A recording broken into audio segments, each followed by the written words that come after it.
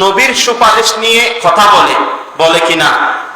তারা এভাবে বলে যে কিয়ামতের ময়দানে এমন একটি ময়দান হবে যেখানে আমার নবী নিজের আমলনামা নিয়ে ফেল করে তাকিয়ে থাকবেন। নাউজুবিল্লাহ বলেন।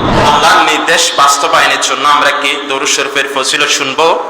আমার নবী হাদিসে পাকের মধ্যে ইরশাদ করছে, মান সাল্লা আলাইয়া আশরান মিন আউয়ালিন নাহারি ওয়া আশরান মিন আখিরি নালাতহু শাফাআতি ইয়াউমাল কিয়ামাতি।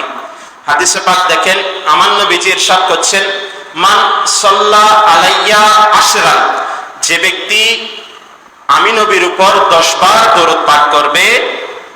কখন? দিনের প্রথমাংশে, দিনের শুরুতে যে ব্যক্তি আমি নবীর উপর 10 বার দরুদ পাঠ করবে এবং দিনের শেষে, একটা হলো শুরুতে 10 বার, শেষে 10 বার, অর্থাৎ সকালবেলা 10 বার দরুদ পাঠ করবে এবং সন্ধ্যাবেলা 10 বার দরুদ পাঠ করবে, ওই ব্যক্তি কিয়ামতের ময়দানে আমি নবীর সুপারিশ প্রাপ্ত হবে। সুবহানাল্লাহ।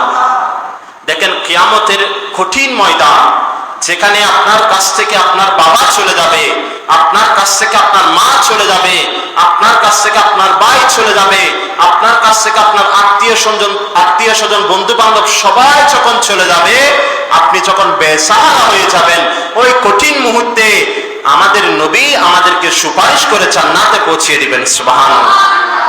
তাহলে সুপারিশ পেতে হলে, সুপারিশ লাভ করতে হলে দরুদ শরীফ পড়তে হবে কিনা?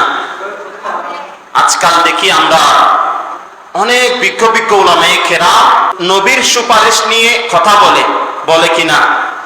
তারা এভাবে বলে যে কিয়ামতের ময়দানে এমন একটি ময়দান হবে যেখানে আমার নবী নিজের আমলনামা নিয়ে ফেল করে তাকিয়ে থাকবেন। নাউজুবিল্লাহ বলেন। অর্থাৎ আমার নবী নাকি আমার নবীর আমলনামা নিয়ে চিন্তিত থাকবেন।